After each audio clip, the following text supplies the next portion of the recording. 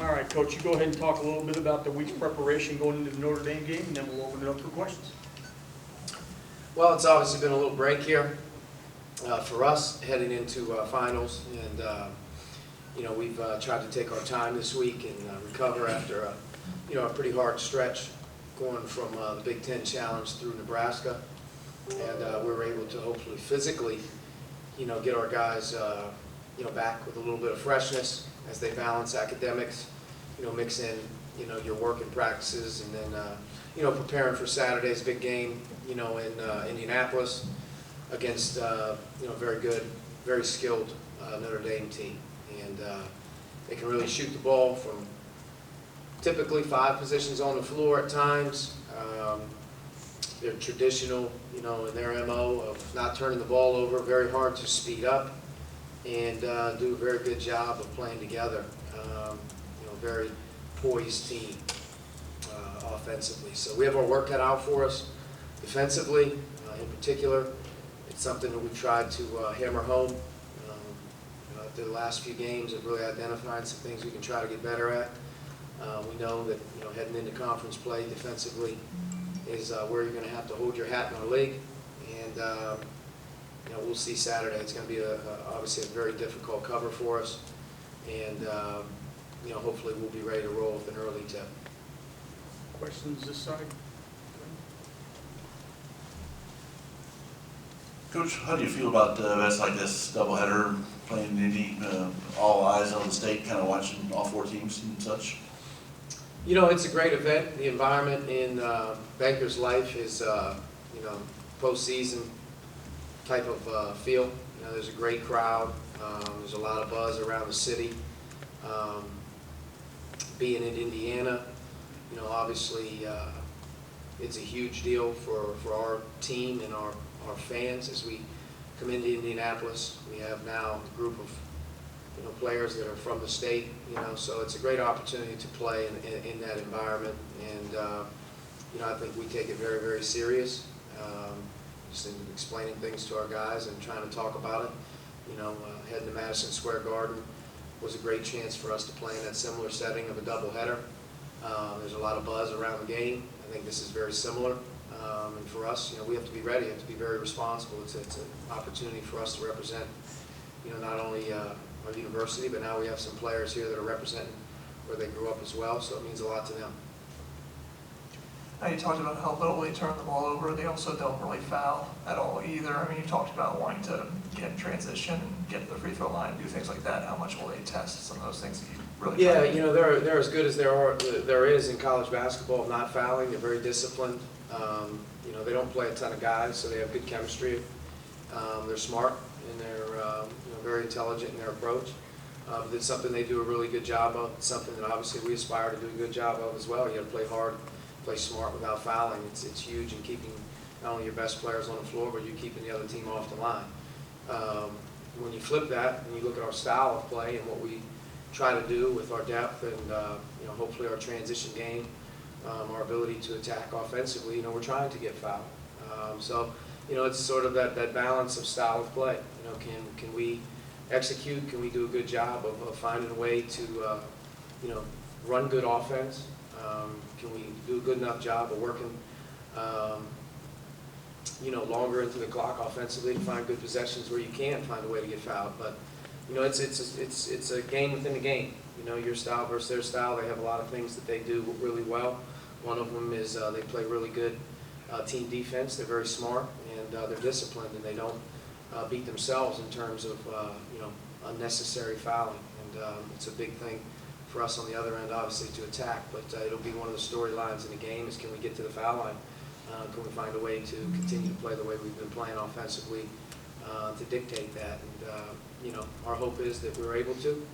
I think it's something that we have done well, but I think that Notre Dame does a good job on their end of that as well.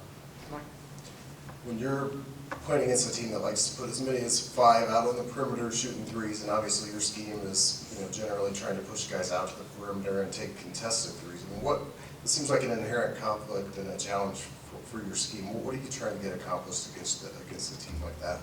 Well, I mean, you know, you're not going to shut teams down that are that skilled, especially when you have front court players like they do, who can shoot it.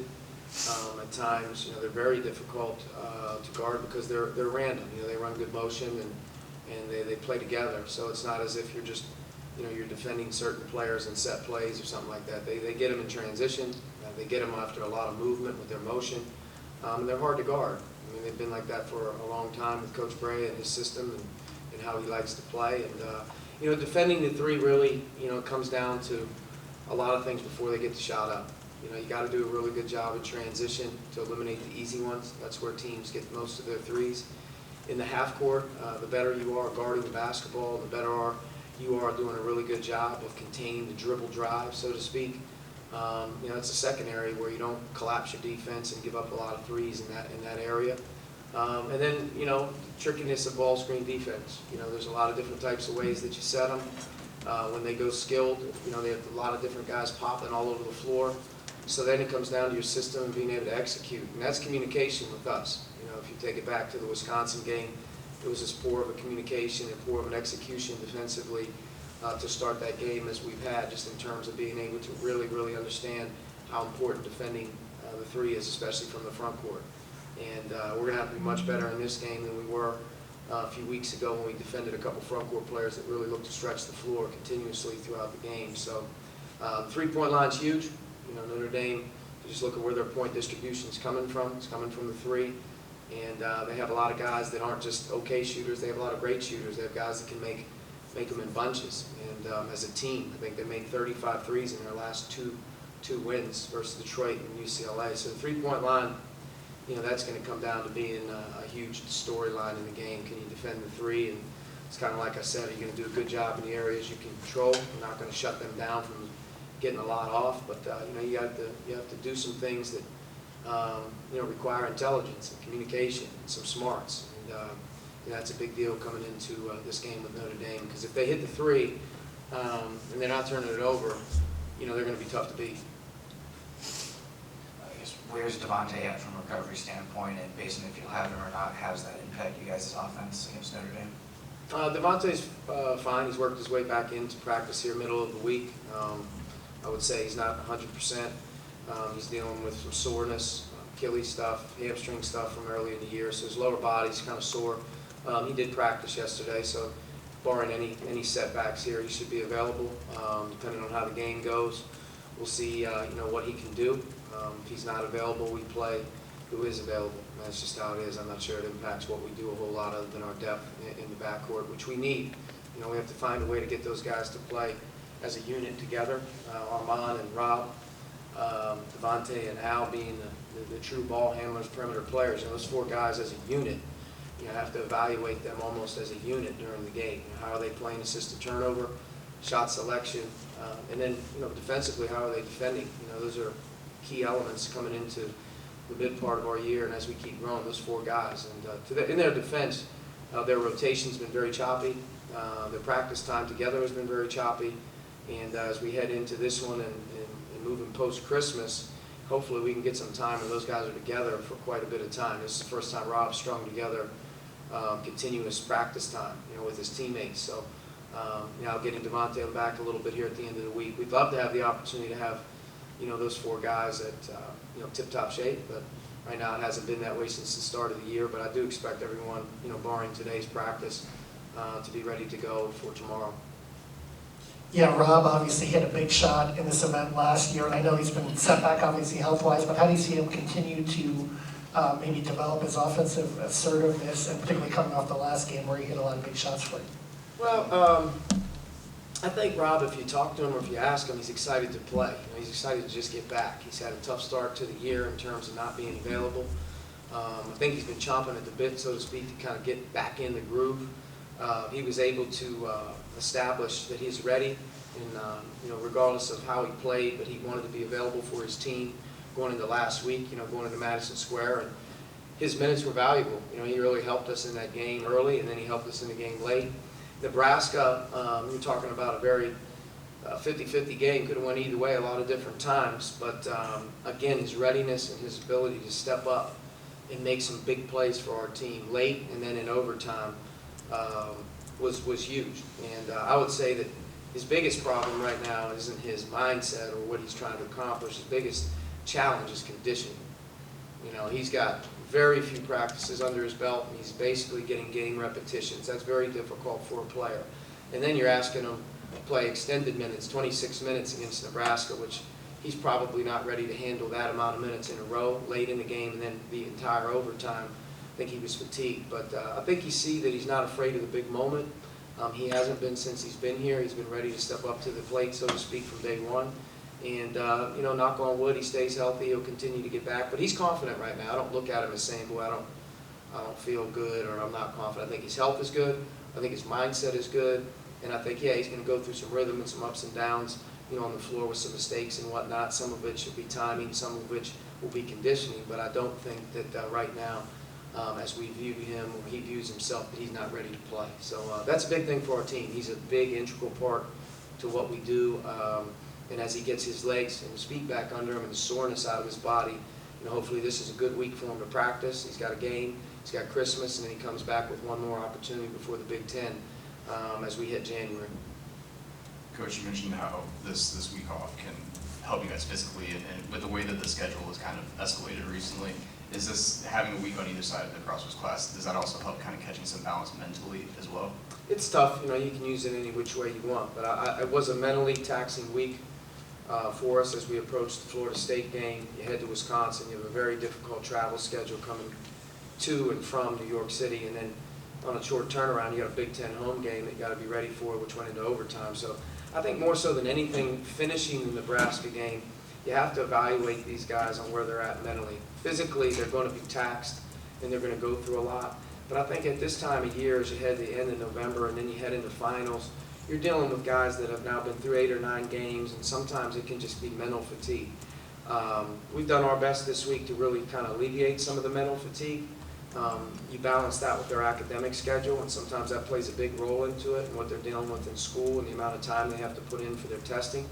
But I think, you know, we've tried to break the week up, and we've tried to alleviate it where you know, we're giving them the time they need. We're also working, and I think this has been a less taxing week on us physically, and hopefully as you get finished with tests today and you take a deep breath as you head into tomorrow, you're relaxed and you're freed of the school part of things, and now you can go. You got to get better at this time of year, and I think as a coach you really try to say, boy, we got a lot of time here, and we really want to get better, and at the end of the day you're dealing with fatigued minds, and you're dealing with guys that got a lot on their plate here. So once you finish with this, kind of head into that post-Christmas time, and then you head into early January. I think that's a time when your team can kind of reboot and get back to work practice-wise and settle into their game routine. But, you know, as a coach, you're anxious, you want to play, you want to get better. As a player, you got a lot going on, you wish you had more time to yourself. So, you know, as we head in here, our schedule has a break in it where, you know, we kind of hit finals, play a huge game against Notre Dame, got Christmas break right on the heels, and then you come back and you have a huge home non-conference game against Arkansas before the end. So there's some time here for our team to kind of regroup, but I think more mentally than anything is to stay fresh and positive and, you know, keep getting better. Mike Gonzaga. John Mooney, I think, leads the country in rebounding. What makes him so tough in that part of the game? Well, I think number one, he's a very experienced player. I think great rebounders have a knack for the ball, which he does. He also adds the element of great motor. He plays hard all the time, so he's going after it on both ends of the floor. He's not one of those rebounders that's you know, up over the top of you. So, you know, he's angles, he's smelling the ball. He goes and gets balls with 2 hands too. He's a great 2-hand rebounder. You know, they don't. He's got, you know, mitts, so to speak. When the ball hits his hands, you know, it's his ball. And to lead America in rebounding, I don't think that a lot of people understand how hard that is. 13 rebounds a game is just an astonishing number. He's almost at 4 a game on the offensive end of the floor for him as well. He's an all-ACC caliber player. He's had a great career. You know, to me, as he plays effectively and he does his thing, you know, he gives them a chance every night. So, special player, got to try and do your best to keep him off the offensive glass the best you can. Because he can shoot the ball, he deals with a lot of switching at times. So he has guards on him because he can shoot the ball. It's to his advantage, you know, to rebound against mismatches at times. I think he gets you there a little bit. But without question, he's as productive as a player as there is in the country, game in and game out. Okay, Last question, Zach. Those four guys that do a lot of the ball handling, Devontae, Rob, Al, Armand, I know you haven't really been able to think about them as a group because of the injuries the last couple of months, but in an ideal world, what do you want that rotation to look like most nights? Is it 2? Is it 3? If you can get all 4 of those guys healthy, kind of where do you want that to be distributed? It's a good question. You know, me personally, I've taken a step back and really tried to identify that position group. I think you look at them as almost like a football team where you have your DBs, your line. That's our guard.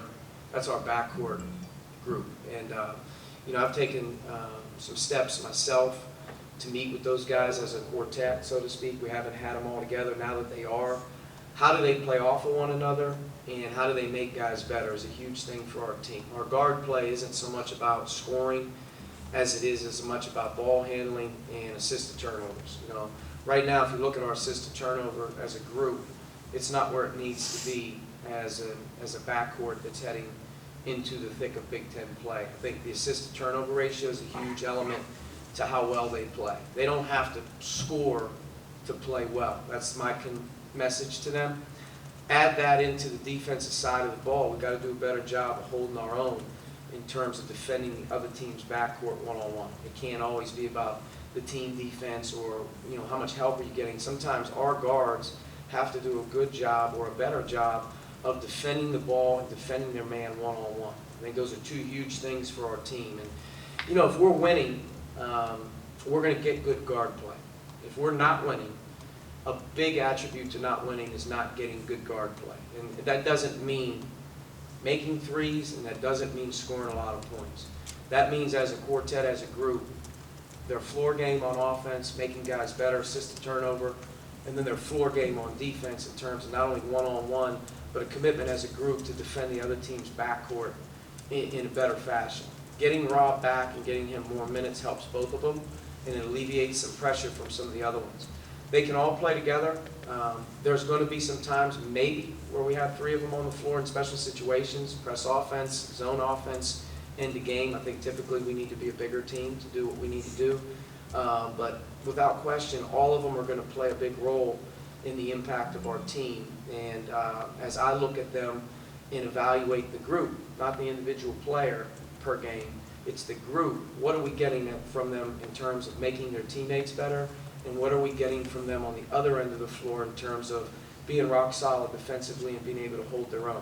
Those are 2 areas, assisted turnover and defensive responsibility. If those 2 areas are pretty good on a game-in, game-out basis, I can say that our guards are doing a nice job.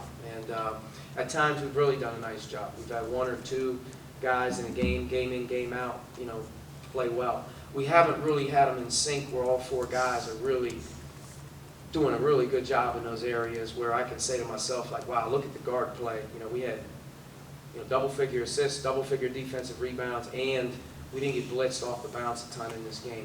We held our own. So I think that's, as a coaching staff, and me in particular, as we value them, as we continue to teach them what this team needs, I would say that's the stress of those 4.